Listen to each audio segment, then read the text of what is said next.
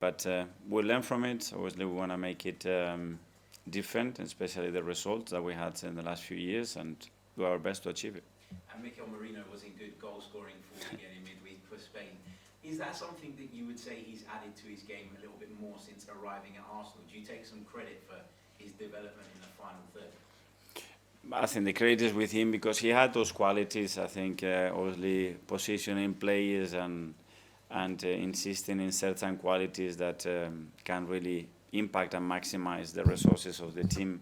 It's something that we made him aware, basically, and then as well his mindset. I mean, he's played as a right attacking midfielder, left attacking midfielder in different roles as well, and then as a 9. And then he has that. He always had that intuition, that quality to finish action, especially one touch inside the box, and now he's doing it very regularly, and I think he's enjoying it. Okay, we'll go to Charlie here, and then we'll do the last couple in the As Live. So over to Charlie. Hi, Mikel. You mentioned Sean McVay earlier. Is there anything else that you've learned from other coaches in other sports? Yes, a lot of things, from handball, from rugby, from tennis, from ice hockey. It's a lot. It's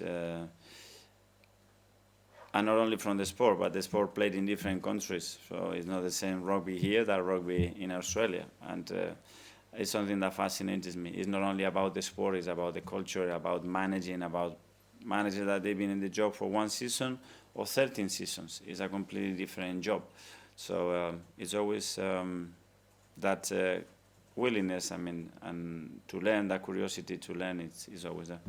And with the NFL over here, mentioned before, the owners of both teams taking interest in both games, how important is your relationship with the ownership in achieving our goals? Well, very much, because at the end we have to share their vision and especially their ambition. And the ambition is very clear. We were here to win major trophies, and every sign that they are giving us, every conversation, that's the main topic. And then they are incredibly experienced in a sport. They win it almost everything, and what we want to do is do it here now. Okay, last couple, James from ESPN. Hi, Mikel. Hi. Sorry, just to go back to Martin Odegaard. Can I just ask how he is mentally? Because he's had to deal with a hell of a lot already this season, and I know he as a captain he really wants to be front and centre. How is he? I think he's in a really good place. Obviously disappointed how it happened.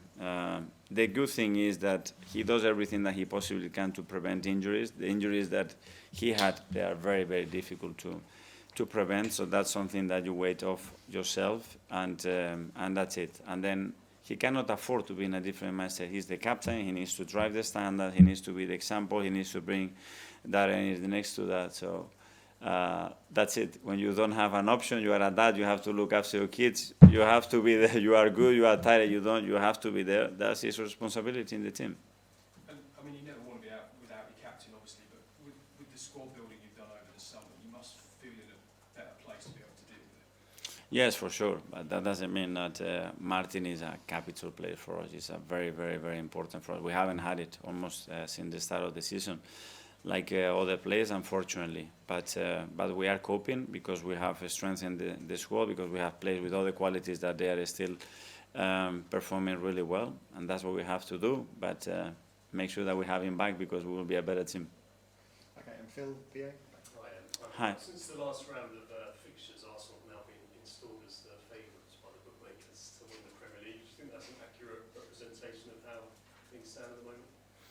I don't know. Then we have to ask ourselves how accurate it was, the one 4 weeks ago or 8 weeks ago. So we don't know. I'm sure a result or two will change that in an even better percentage for us, or worse, depending on what happens.